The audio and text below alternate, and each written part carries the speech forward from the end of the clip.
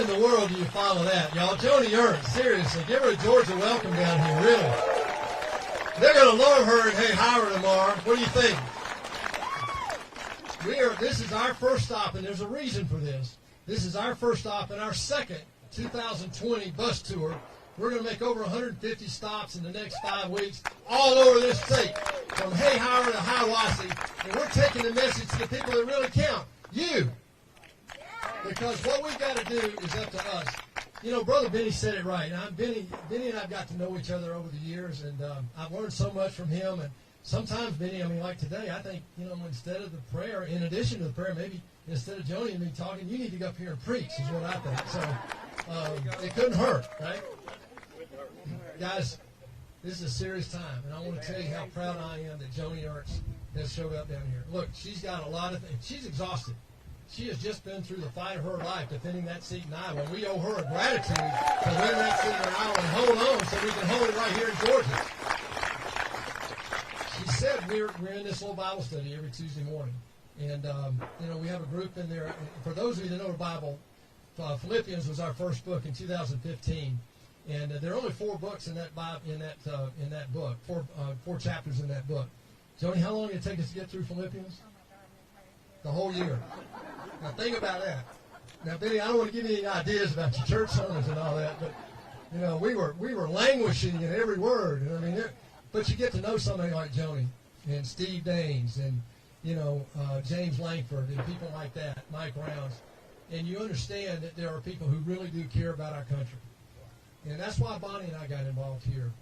You know, 6 years ago, 7 years ago now, is that we saw the country headed in the wrong direction. No way did Bonnie and I see today happening where we would be in the breach, where our seats, Kelly's and mine, will determine the direction of our country for the next 50 to 100 years, y'all. I'm not going to overstate it, but that's the turning point that we are potentially at right now. I only have to use their words. Chuck Schumer has said, we take Georgia, we change America. We're not going to let that happen, right? All right. The second thing is listen to what Stacey Abrams said. We're going to have a blue wave. It's going to change Georgia. It's going to change the South. And it's going to change America. We're going to do it with documented and undocumented voters. That's not America. And then you have to listen to AOC. AOC says, I don't even have to say it. You guys already know it. That's not America. But what she said was this. We have to win those 2 seats in Georgia. She's going to be down here. I'm going to buy her a ticket. I want her to come on to Georgia. We'll have that debate down here. But AOC is saying we have to win those 2 seats in Georgia because we don't want to negotiate. We want the Green New Deal without compromise. That's what they want. What Chuck Schumer is saying publicly, this isn't in hiding or in secret meetings. He's telling us he wants to change the voting rules in the Senate so he can do anything he wants with 50 votes. So if they get our 2 seats, it'll be 50-50. And what that means is that the tiebreaker will be the vice president. And so they'll have the majority. And what they want to do is this. He's very plain about this. They want to add 2 states will be 4 Democratic senators. It'll be hard for Republicans to ever get a majority in the Senate again.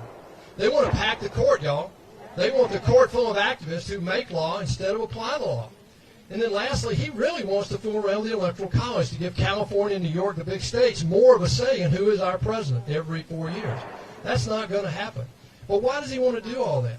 He wants to do it because of this radical and dangerous agenda that they've been talking about for at least, you know, since I've been in the Senate. I heard the Obama administration talking about. Now they're in full gear. And what they're talking about is just so un-American in many ways. They want to defund the police. They want they want open borders, and that's the other thing. I mean, we have fought hard for the sanctity of our borders. One of the 6 reasons why America came together, 13 colonies, was for self-protection. Every country in the world has protection of its borders, and that's something that President Trump brought to us. President Trump fought hard for us. Now, what we have to do is we have to work hard to make sure we protect what we gained the last 4 years. And the Democrats want to change that. They want to cut the military. The last 2 Democratic presidential administrations, Clinton did it and Obama-Biden did it. They cut our military by 25%. We felt that right here in the state of Georgia with 9 installations. And we're now finally rebuilding our military and able to stand up to China and Russia and these other threats. Now is not the time to do that. They want to take our private health insurance. 180 million Americans get their insurance from their employer. They want to change that. Pour us on to Medicare. It's already going broke. That's already bankrupt. And then lastly, I mean, it's just so unbelievable to me that they want this Green New Deal. I mean, let me just share with you why this is so insidious. The Green New Deal costs $9 trillion a year. Y'all, I don't know what trillion means. I know what 9 means. I can relate to that. But $9 trillion is the equal, if we add up all the money we work and get a salary and what we make every year, all of our earnings that we tell the IRS about, and a little bit that some of you don't tell the IRS about, if you add all that together, you get $9 trillion a year.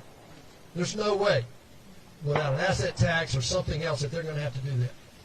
I'll just tell you this. I never believed we'd be here at a point in time where we have to defend democracy. I read all the books. I've heard them warn us, but I never thought we'd be here. But, y'all, that's where we are today. This isn't about my seat. This is so much bigger than me. It's so much bigger than Kelly, and I speak for Kelly today. She and I are running one race together here.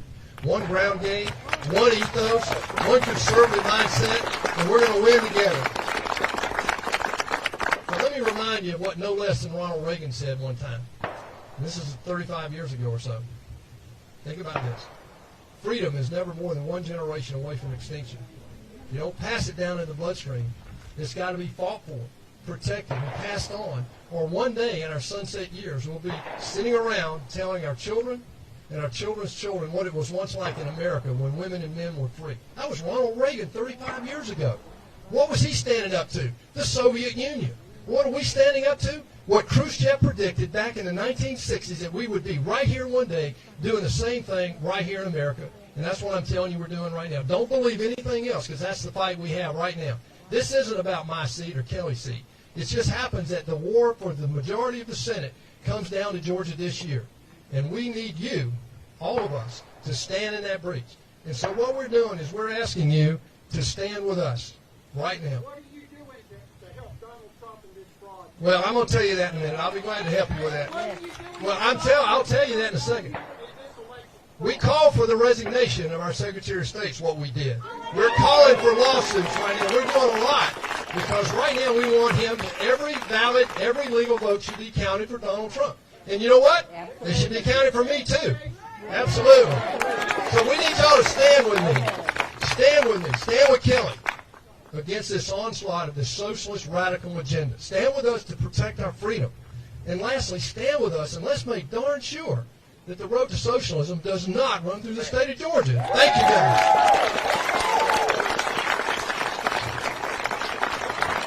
Appreciate everybody coming out. We're going to have a chance for photos.